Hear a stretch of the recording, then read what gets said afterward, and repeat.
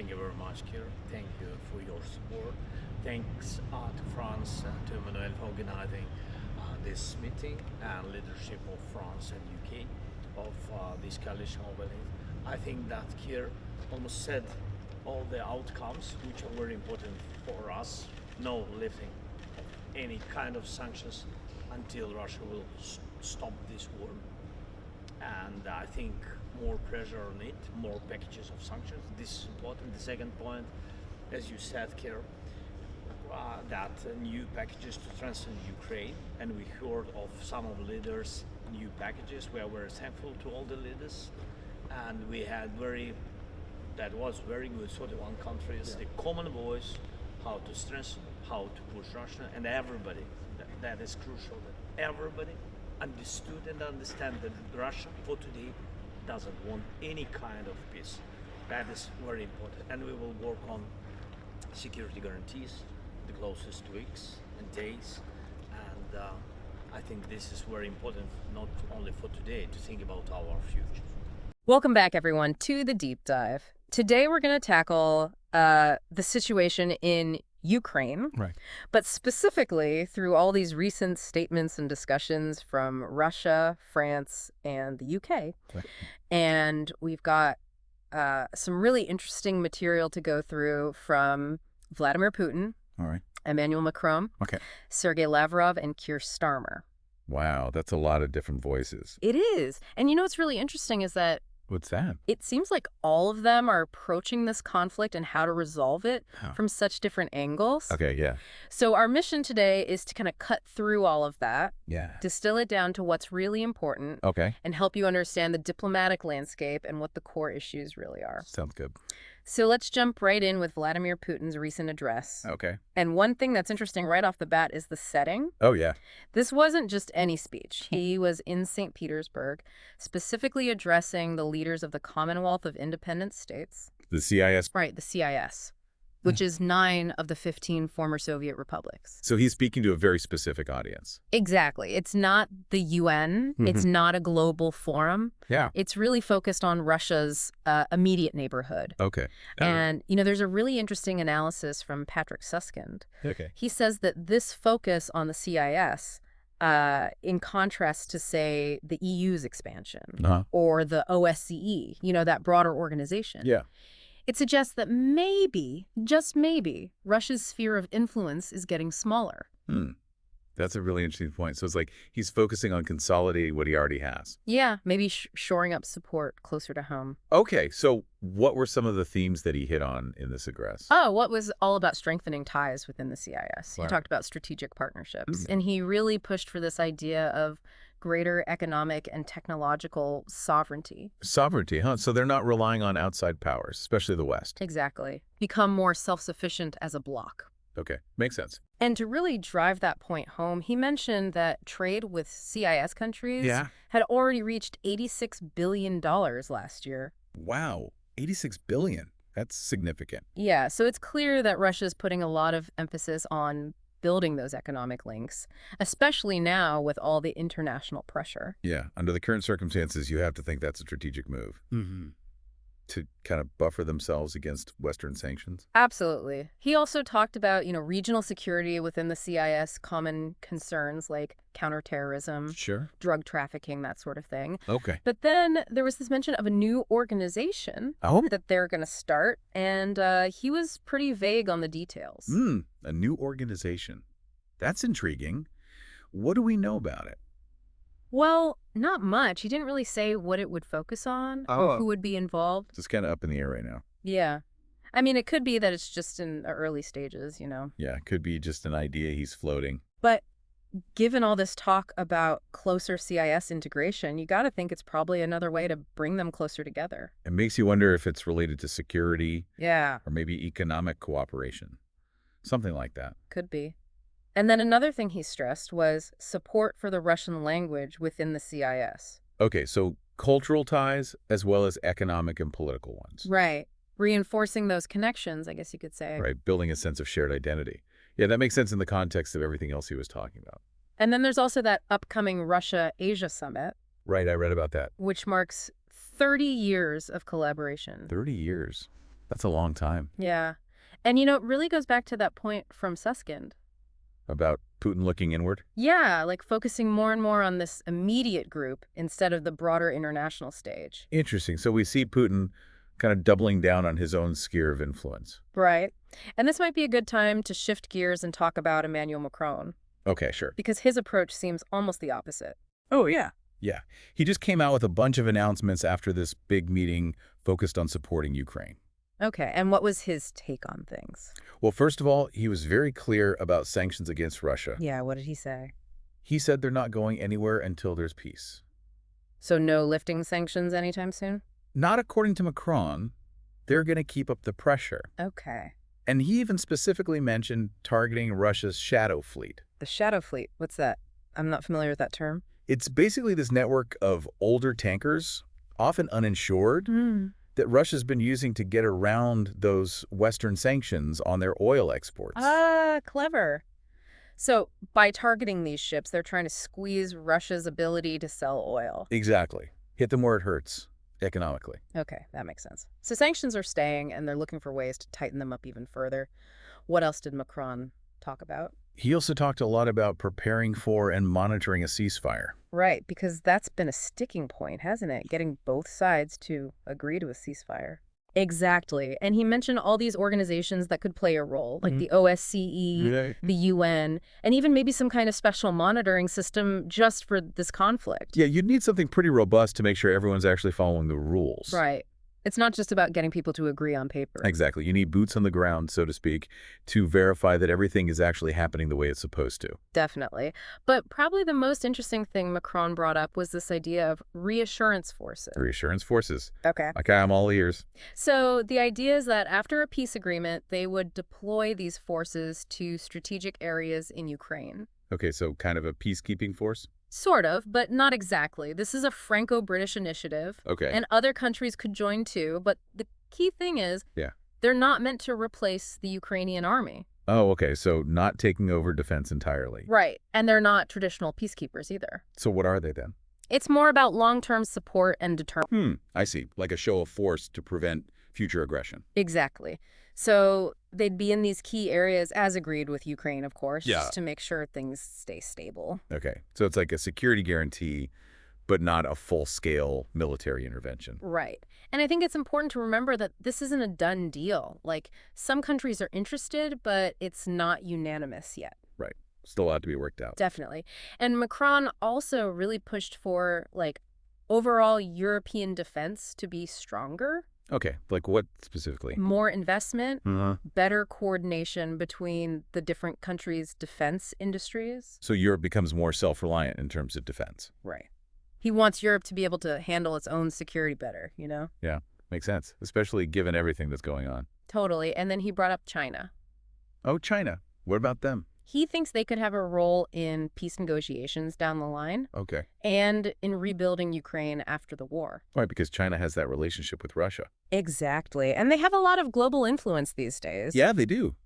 Economically and politically, they're a major player. So Macron's thinking is, if you want a real lasting solution, you got to involve China.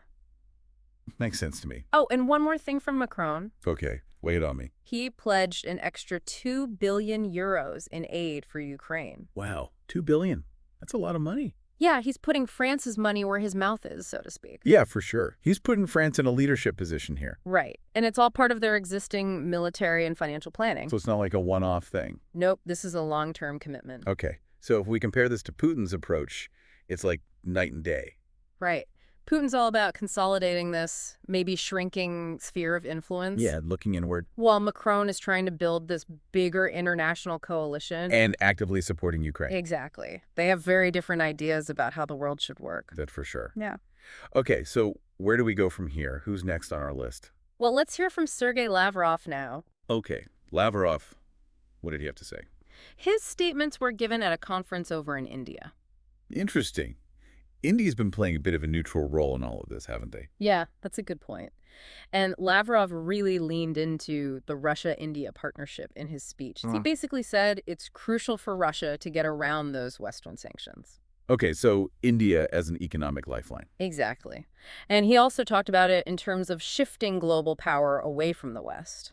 Right, because that's a big part of Russia's rhetoric, isn't it? This idea of a multipolar world. Oh, absolutely. That was a big theme in his speech. Like he mentioned that trade between Russia and India was already over $60 billion last year. Okay, that's a pretty big number. Yeah, and they're aiming for $100 billion by 2030. Wow. Yeah. So they're really ramping things up. Big time. And Lavrov made it clear that they see India as a key partner in this whole multipolar world idea.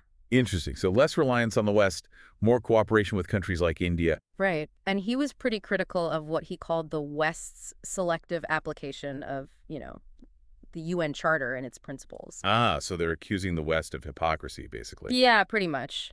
He said Russia and India both want a more democratic and equal international system where everyone's sovereignty is respected. Right, and they get to choose their own path. Exactly. He also said that Russia appreciates India's, independent foreign policy. Right, because India hasn't joined the sanctions or condemned Russia outright. Right, and they've called for a peaceful resolution through dialogue, which Russia likes. Makes sense. So Lavrov's message to India is, you're a valuable partner and we share a common vision for the future. Exactly. But then he went on to talk about the root causes of the conflict. Okay, and what's Russia's take on that?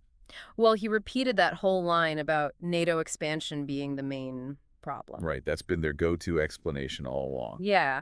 And he also brought up what they call the neo-Nazi policy of Kiev after the 2014 revolution. That's a pretty loaded term.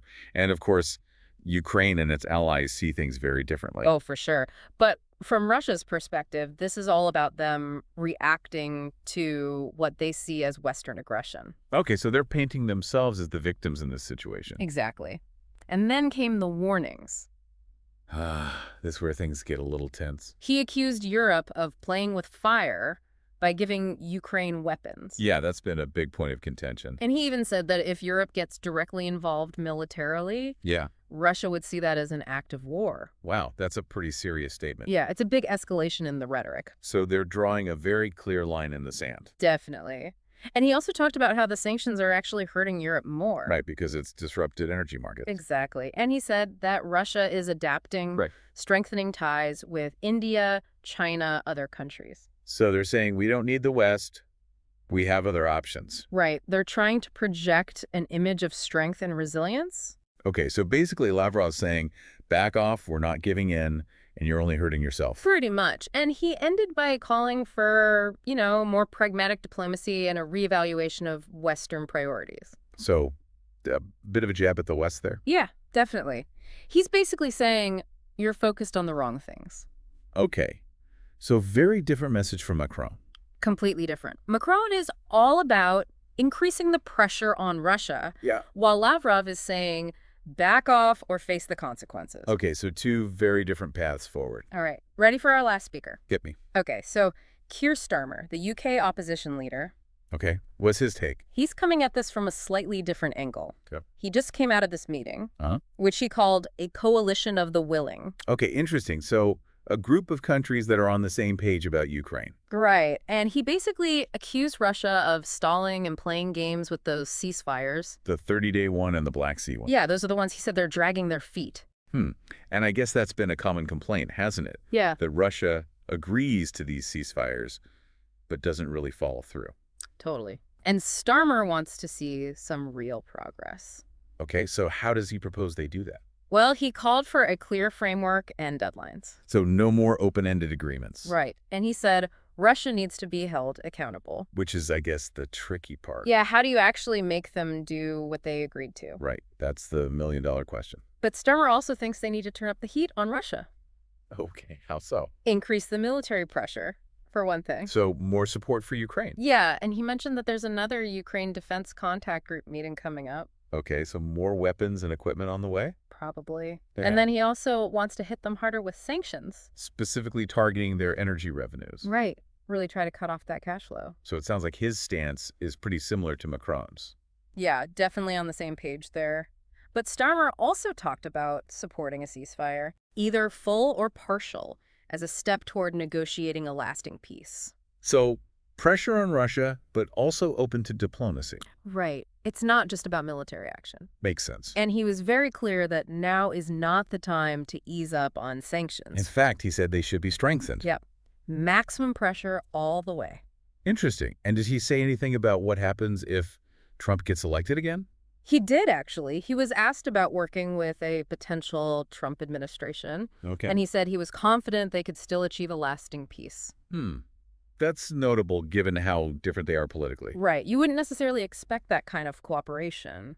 So it seems like there's a pretty strong consensus in the UK on how to deal with this? Yeah, across party lines. Okay. And what about the question of putting boots on the ground? Well, Starmer reiterated his position that Parliament would have to approve any long-term deployment. So no blank check for the military. Exactly. He's being cautious, emphasizing that it's a big decision that requires proper oversight. Okay, that's understandable. Yeah.